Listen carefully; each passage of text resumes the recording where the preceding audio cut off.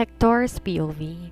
Napakawalang kwenta kong tao para gamitin si Elizabeth para lang makaganti kay Eleanor dahil literal akong nawala sa sarili nang nalaman kong buntis si Eleanor sa anak ko and she just aborted it without telling me. Yon ang sandaling nagpa siya akong makipag-usap sa mga magulang ko at hilingin sa kanila na ayusin ang aking kasal sa isa sa mga anak na babae ng pamilya Santillan at literal na nabigla sila. Ito ang paraan ko para saktan si Eleanor sa ginawa nito at para pagsisihan din ito ang pagtanggi niyang magpakasal sa akin noon. One of my plans is to get Elizabeth pregnant and create a family with her even though I do not love her. Bilang sampal at ipapamukha ko kay Eleanor kung anong sinayang niya. That's why I pressured my wife to get pregnant at hindi ko na malayan, masyado ko na pala siyang nasasaktan. I don't want to hurt Elizabeth's feelings but I cannot avoid it. I am too desperate to have a child and I thought at first, kapag nakasama ko na si Elizabeth sa isang bahay, magiging okay ng lahat. Akala ko mababago ni Elizabeth ang dungis na nilikha ng kakambal nito, ngunit mali ako. Kailanman hindi sila magiging pareho. Elizabeth is like a lovely flower, opposite of Eleanor na parang ligaw na damo. I'm trying to be a good husband with my wife, kahit man lang doon, makabawi at masuklian ko ang pagmamahal at mga sakripisyo niya sa akin. She's crying most of the time dahil alam nito, taliwas sa mga kinikilos na nararamdaman ko para sa kanya. But I'm still trying my best to cover up my coldness na madalas hindi ko mapigilang hindi ipakita. Inaral ko siyang mahalin at alam ko, darating ang araw matututunan ko rin. Sa ngayon, kung ano lang kaya ko ipakita at ibigay sa kanya, yun lang munang pinakikita ko. I keep on trying my best at pilit kong itinatama ang maling paglalagay ko kay Elizabeth sa sitwasyong ito sa paraan na alam ko. Hindi ko nga alam kung kaya ko ba na ipagpatuloy ang 6 na buwang palugit na binigay ko sa kanya. Hindi ko alam kung makakayanan ko ba tong iwan lalo na makita ko tong halos mawalan ng malay dahil sa pag-iyak. Inuusig ako ng konsensya ko. Nasasaktan ako para kay Elizabeth dahil hindi ko siya magawang suklian. Hindi ko magawang magbigkas ng salitang I love you nang may katotohanan. Maya-maya, pinasadahan ko ng tingin ang natutulog kong asawa. Binuhat ko siya in a bridal style at dinala sa kwarto. Hinaplos ko ang makinis niyang pisngi. She has dull skin, smooth and poreless. Mas angelic ang mukha nito, matapang at fierce naman si Eleanor. They have the same face pero malaki talaga ang pagkakaiba ng dalawa. You're so good and fine, Elizabeth. Saad ko at patagilid na humiga sa tabi niya.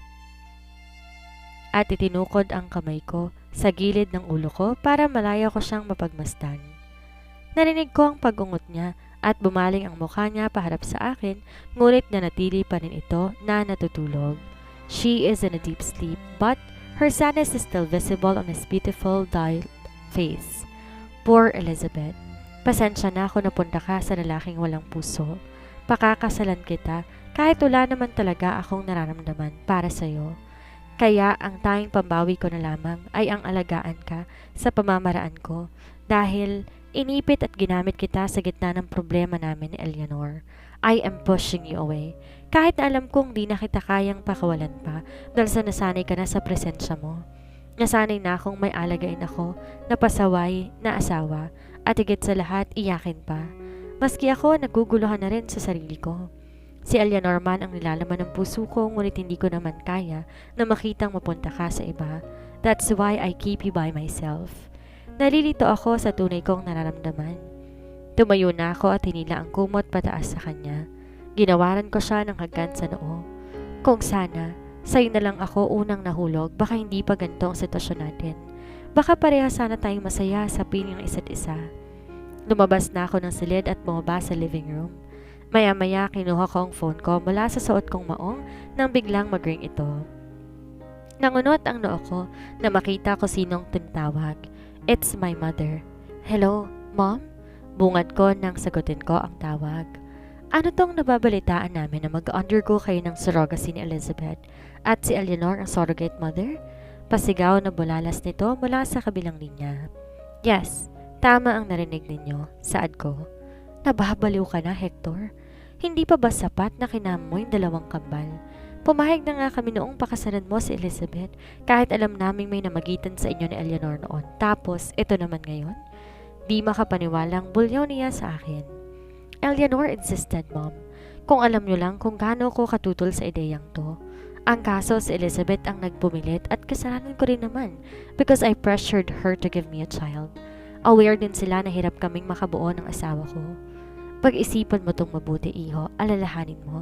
Malalim ang naging ugnayan mo kay Eleanor, kaya magkaroon ka naman ng kahit kaunting konsiderasyon sa asawa mo na walang kaalam-alam sa naging nakaraan ninyo.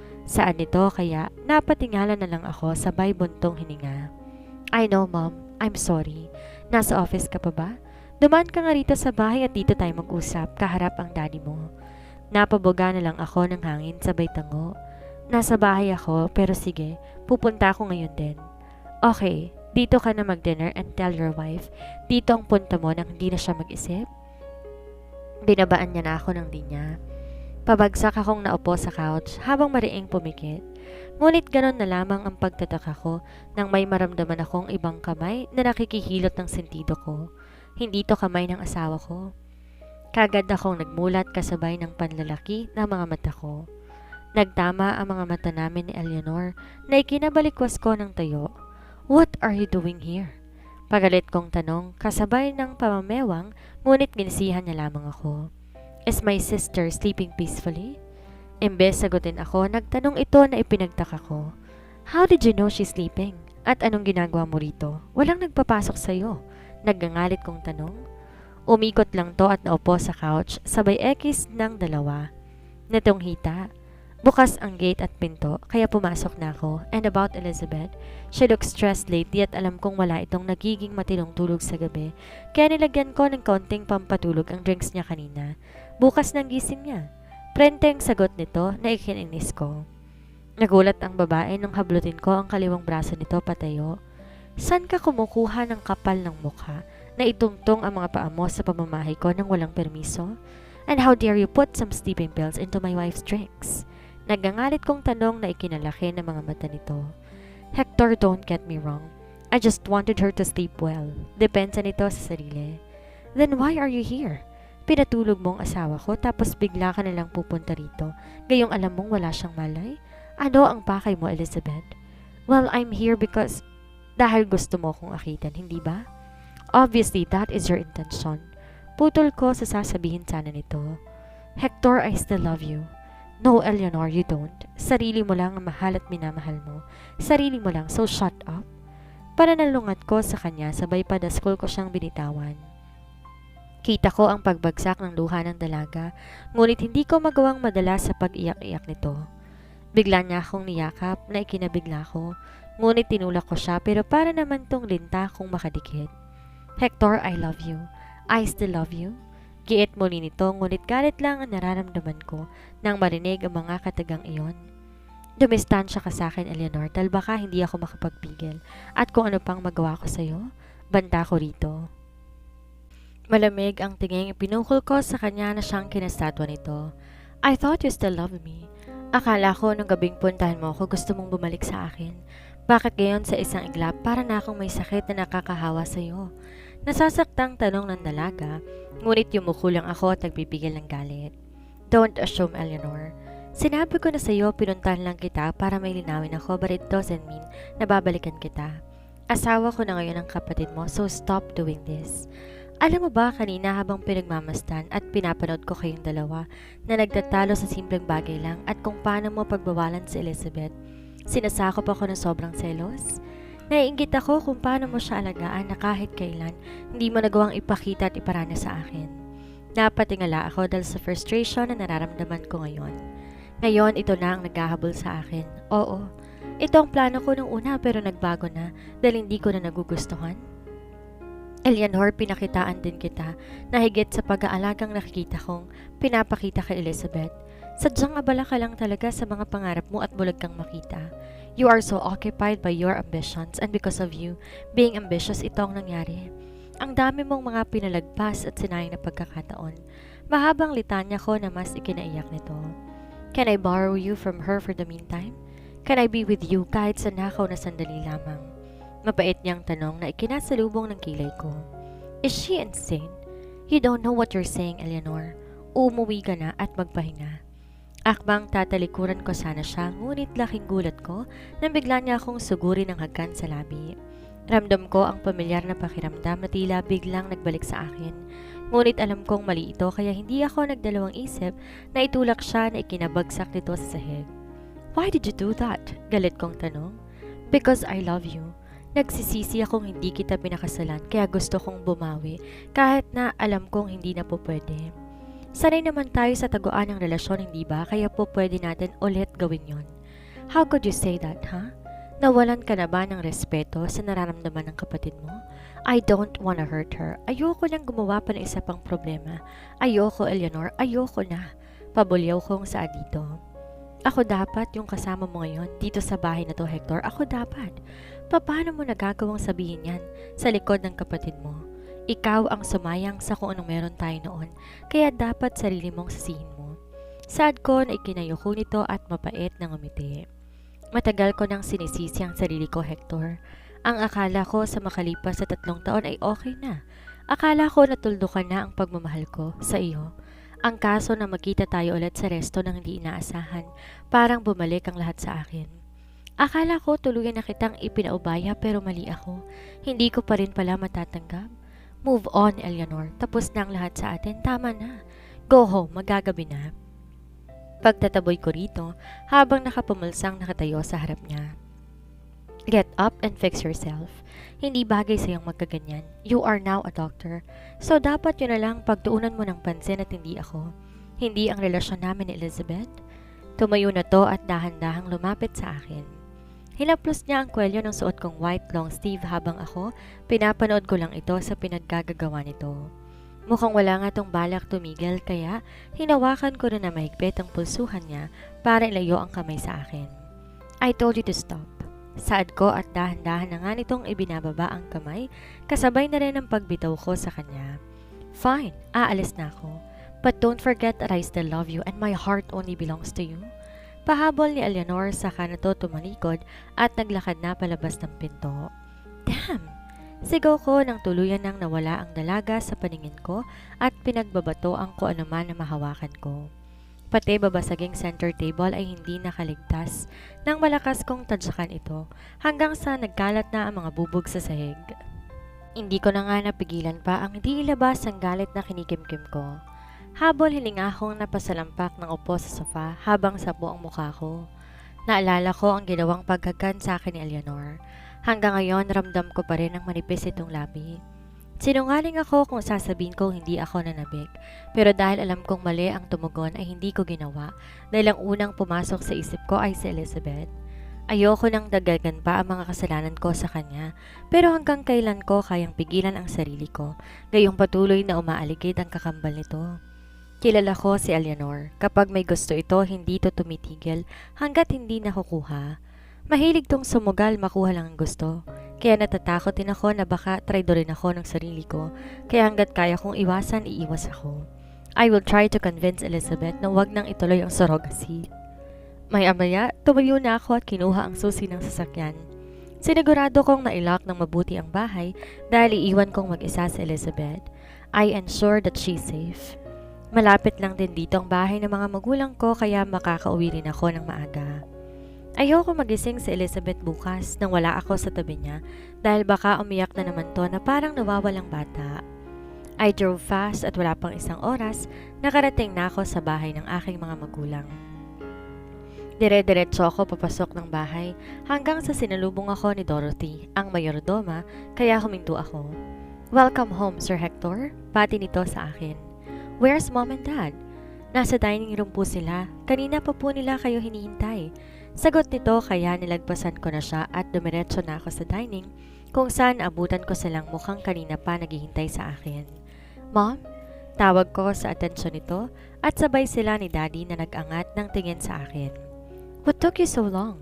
Ang lapit lang naman ng bahay ninyong mag-asawa dito. Bungad nito sabay tayo at sinalubong ako ng hagkan sa pisngi habang ang ama ko naman ay nanatili lang nakaupo at tahimik na nakatingin sa akin. Tatapatin na kita. Hindi namin gustong ideya ng surrogacy na yan. Kung di kayo magkakanak ni Elizabeth, mag-anak ka sa iba. Kaysa ganyan na magkakaroon ka pa ng koneksyon kay Eleanor. Walang paligoy-ligoy na saad ni Daddy na ikinakuyom ng kamao ko. Roderick, ano bang sinasabi mo na mag-anak na lang sa iba? May asawang taong anak mo, kontra ni Mommy. Kung wala kayong matinong sasabihin, aalis na ako. Saad ko sabay tayo, ngunit maaga pa kong pinigilan ni Mommy nang sumenyestong wag akong aalis at sinamaan ako ng tingin. Stay there. Hindi pa tayo tapos mag-usap? Pigal niya sa akin. Noon pa man, tutol na ako sa pagpapakasal mo dyan kay Elizabeth. Kahit pa magkaibigan ng mga pamilya natin at ngayon, sa tinagal-tagal ng pagsasama ninyo, hindi ka pa rin niya mabigyan ng anak. Tapos mag-undergo kayo ng surrogacy at si Eleanor pa magiging surrogate mother na siyang ex mo at kakambal pa ng asawa mo? Come to think of it, iho, ang pangit tingnan. Litanya ni Mommy na ikinaigting ng pangako. Elizabeth's POV. Umaga na magising ako. Pakiramdam ko ang sarap-sarap ng tulog ko. Ngayon na lang ulit ako nakatulog ng ganoon kahimbing. Bumangon na ako at tumingin sa malaking wall clock. 7 a.m. na pero 9 a.m. pa ang pasok ni Hector sa trabaho kaya kailangan ko nang bumaba para ipaghanda ito ng breakfast. Pero sandali nga, nasan nga ba ang asawa ko? Nagising akong wala siya sa tabi ko. Sumilip ako sa banyo ngunit wala siya. Ganitong oras naliligo na to dapat. Lumabas ako ng silid at bumaba na, ngunit laking gulat ko sa aking naabutan. Basag lahat ng mga babasaging gamit sa salas. Nasapo ko na lang ang bibig ko dahil ang mga paborito ko pang figurin, basag lahat. Pati ang center table na si Mama pa ang bumili, basag din. At nagkalat ang mga bubog kung saan-saan. Who did this? Gulantang na tanong ko sa sarili. Ngunit napatalon ako sa gulat nang makita ang asawa kong nakahiga sa mahabang sofa at doon natulog. Base sa itsura nito, mukhang naglasing to kagabi at dito na lang inabot ng antok dala ng kalasingan. Hindi na nito nagawang pumanhik pa sa silid namin. Muli kong nilibot ang tingin sa kabuuan ng living room. Akala ko pinasok kami. Mukhang asawa ko ang may gawa nito. Hindi ko man lang narinig na nagwala siya. Ganun ba kalalim ang tulog ko? Hindi man lang ako nagising sa nilikhang ingay ng pagbabasag ng gamit. Ano naman kayang problema? Nilingon ko si Hector nang bigla itong umungot, sabay nagmulat. Mapupungay ang mga mata nitong tumingin sa akin habang pupungas-pungas. Kunot-nootong bumangon kahit halatang antok na antok pa o mas tamang sabihin hangover ito. Di ako nagsalita. Inekis ko lang ang dalawa kong braso habang nakatayo sa harap niya at hinihintay itong ilibot ang tingin sa paligid. What? Nakataas ang kiling nitong tanong at tila ito pa ang naguguluhan kung bakit ako nakatayo sa harapan niya at tahimik siyang pinagmamasdan. Kaya, tinuro ko rito ang mga nagkalat na bubog na mga basag na salamin sa sahig. Can you explain this? Turan ko buhat ng kalmado kong boses. Oh damn! Pabulong na bulalas ni Hector na makita nito ang kabuuan ng salas. You did all this? I'm sorry, Elizabeth. Bumili ka na lang ng mga bagong gamit mamaya. Why? Bakit ka nagwala? Tanong ko na may pag-aalala na sa boses. Imbes na magalit dahil alam kong hindi niya naman to magagawa kung walang ibang dahilan. Imposible naman na dahil sa akin. Magkayakap pa kami kahapon bago ko tuluyang makatulog sa mga bisig niya. Please Elizabeth, don't ask me this time. Hayaan mo muna ako. Pag-iwas ni Hector na ikinalamlam ng mga mata ko, kaya lumapit ako sa kanya at naupo sa tabi nito. Kung may problema po, pwede mo namang sabihin sa akin eh. Makikinig naman ako. Saad ko sabay haplos ko sa buhok niya, kaya napabaling siya sa akin at pinagmasdan ang mukha ko. Let's take a bath together. Pagkasabi niya sa akin, napatili ako nang bigla niya akong buhatin. Paano tong mga kalat? Tanong ko kaya't dumako ang tingin ni Hector sa baba ng sahig. May maglilinis dyan mamaya. Sagot nito at dinala ko sa banyo na silid namin. Pagkababa niya sa akin, ito na rin ang nagtanggal ng suot kong damit, kasama na pati panloob ko. Nagtanggal na rin to ng suot at giniya niya ako sa tapat ng shower. Dumaloy sa mga katawan namin ang malamig na tubig na mas nakapagpagising sa mga diwa namin. Elizabeth, tawag niya sa atensyon ko na magkaharap kami. Yes, baling ko sa kanya. You are so beautiful. Puri niya sa akin habang pinagmamasdan ang kabuuan ko. Kahit di kalakihan ang hinaharap ko, tumawa lang ito sabay tango. As long as nahahawakan pa. Saan nito na ikinanguso ko kaya nahampas ko siya. You're a bad husband. You ask, right? Sinagot ko lang. Che? Pagtataray ko, ngunit nagulat ako nang bigla niya akong hapitin sa bewang. You're still sexy, Elizabeth. Every part of you is very satisfying. Kung ganon, salamat. Saad ko na lang sabay iwas ng tingin dahil bigla akong nahiya. He loves teasing me. Maya-maya pa naramdaman ko ang paglapit ng mukha niya sa akin na bumaba sa balikat ko kaya't doon tumatama ang mainit at mabango nitong hininga na naghahatid palagi sa akin ng kilabot dahilan para magtaasan ang aking mga balahibo. Dumampi ang mga labi nito sa balikat ko habang ang kamay nito ay nasa magkabila kong hinaharap at malaya tong minamasahe. I really love these two small mountains. Anito at mabilis na sinakop ang perlas ko. Hector! Impit kong sigaw, kasabay ng pagkagat ko sa ibabang labi. Nag-umpisa na tong umatake sa akin hanggang sa pabilis na ng pabilis dahilan para mapapikit ako ng husto. Damn, Eleanor! Tila nawala lahat ng excitement na nararamdaman ko sa katawan nang marinig ang salambit ng asawa ko. Ngunit ito'y tuloy-tuloy pa rin sa paggalaw sa likuran ko. Tila naramdaman nito ang paghinto ko kaya naman napatigil din to. Anong problema? Takang tanong nito. Anong sinabi mong pangalan? Sana mali lang ako ng dinig. I said Elizabeth. Why? Tanong nito na tila mukhang nagkamali nga lang ako ng dinig. Just continue.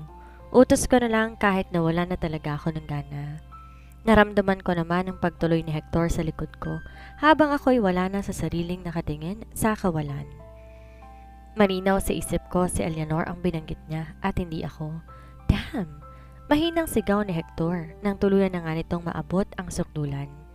Hindi ko siya hinarap at nanatili lamang akong nakatalikod sa kanya. Kung mali man ako ng dinig, bakit biglang sumama ng ganito ang loob ko? We are having an intimate and he moaned my twin sister's name. Nakakasama ng loob. Sa kabilang banda, bakit parang ang tahimik mo? Puna ni Hector sa akin habang nagluluto ako. Wala, tamlay kong sagot. Come on, I know you. Pangulit pa nito kaya hinarap ko na siya habang may hawak akong spatula. Did you really have to shout my name? Naniningkit ang mga mata kong tanong kaya bigla itong nagtaas ng kilay. Yes? Sino bang kaniig ko? Never mind, forget it. Pambabaliwala ko na lamang. Ano bang narinig mong pangalang binanggit ko? Tanong ni Hector nang may pagtataka. Eleanor, I heard you shout my sister's name instead of me. Sana mali lang talagang pagkakarinig ko, Hector. Why would I shout your twin's name? Are you out of your mind? Di makapaniwalang tanong nito sa akin, sabay ekis ng dalawang braso. Baka nagkakamali lamang ako. Kaya ba bigla kang natahimik at nawala ng gana kanina and you just fake your shout? How did you? Of course, I know. You are my wife. We've been together for 3 years and I know when you are upset. Putol ito sa sana itatanong ko. Pero talaga bang pangalan ko ang sinambit mo kanina? Paniniguro ko. Hindi ka ba kinikilabutan na naiisip mong si Eleanor ang lumalabas sa bibig ko? Kung ano-ano ang iniisip mo kaya pati tenga mo nabibingin na at puro si Eleanor na lamang ang laman. Saad nito sabay iling. I'm sorry. Sobra nga siguro ako nag-isip. It's okay. Huwag ka nang mag-isip ng kung ano-ano.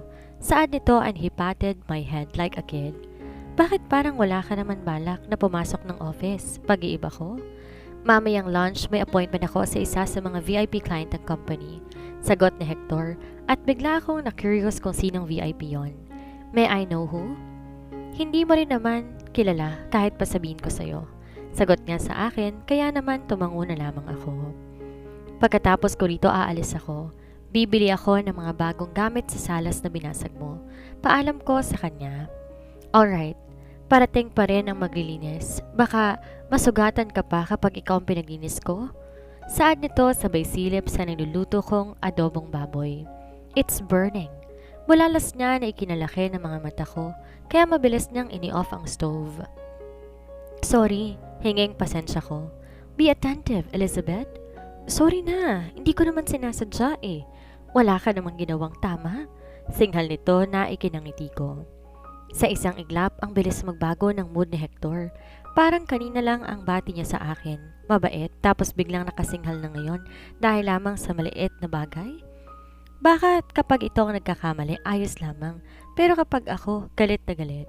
Bakit ang bilis mong magalit kapag ako ang nagkakamali?